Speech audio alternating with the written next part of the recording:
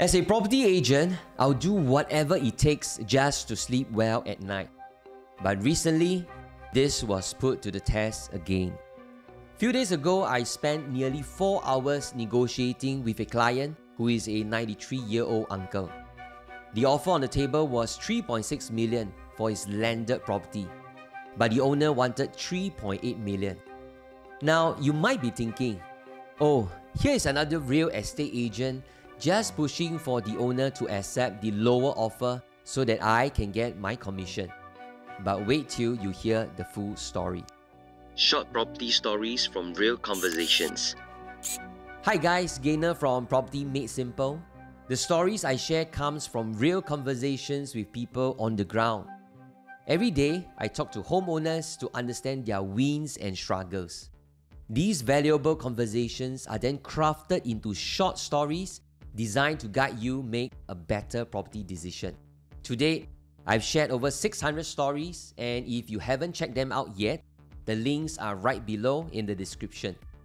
And if you find this video helpful, don't forget to hit the like and subscribe button. Now, back to the story.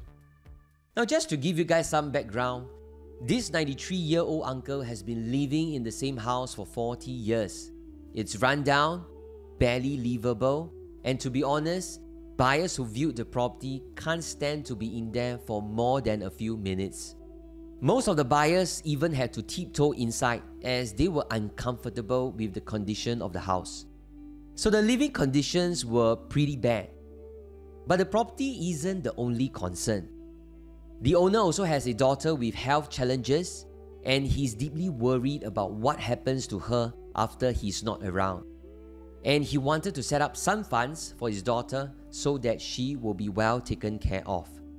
In addition, he also wanted to help his sons secure their own homes. So there is a clear objective for this uncle to sell his property. Now, it just boils down to whether the offer price is right. Every time before we determine if an offer price is right, we have to do several critical checks. The first check is the bank valuation, in which most of the banks value his home between 3.3 to 3.5 million. Second is to understand recent transactions and competitors' pricing. And we had news that his neighbor recently sold their landed for 3.5 million. We also researched the surrounding properties and found another owner asking the same 3.8 million.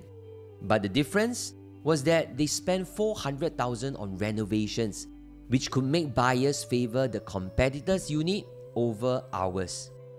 To conclude, the offer of 3.6 million is a good offer because it was $100,000 more over what the neighbor sold for.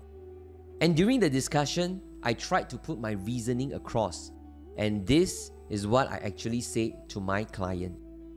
Hi uncle, this is likely the best offer you will get at this point of time. Can we get the 3.8 million that you want? I'm very sure we can. But we don't know when, and it could be a few months or even a few years. The property market can change direction anytime, and time might not be on your side. But it's your decision, and I'm here to do what's best for you. At the end, he refused the offer because he was hoping for the 3.8 million. The extra 200,000 would make a big difference for both his daughter and sons, and I can understand that. And so I walked away knowing I did everything I could. I couldn't push him beyond what felt right for him. So why am I sharing this story with you, in which it is a case where I failed to close the transaction? This was because I realized I spent 4 hours trying to convince the seller that it was a good deal for him. In my 15-year career, if a seller isn't keen on an offer, I usually walked away after just 10 minutes. But this situation was different. The seller is 93 years old, and after marketing for 5 to 6 months, we finally received this check and an offer of 3.6 million. I sincerely believe that this was the best possible deal we could get. It was already $100,000 above what the neighbor sold for. In fact, my exact words to him was, "If you accept this offer, I can sleep peacefully knowing I've done the right thing for you." But in this case, the seller turned down the offer. At the end of the day, I might not have as much life experience as this elderly seller, but I do know a lot more about property than most. And that's why I was willing to spend 4 hours just trying to show the value of the 3.6 million offer. Could we eventually get another offer at 3.8 million? Maybe. But the market could change and time might not be on our side. In real estate, every decision carries weight, especially when it involves someone's lifetime home and their family's future security. It is not always about the highest offer, but the best outcome for them given the existing circumstances.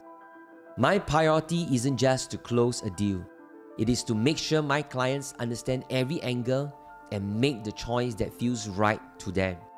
And it is only meaningful when I see the smiles of clients at the end of every transaction, knowing my job is complete. And as for this particular client, I'll continue to do my very best for him to secure his asking price. Now, if you find this story meaningful, there are many more for you. Just click on the link below. And if you like this video, just help me to like and subscribe. Gainer from Property Made Simple, where I share short property stories through conversations with real people. And I'll see you in the next video.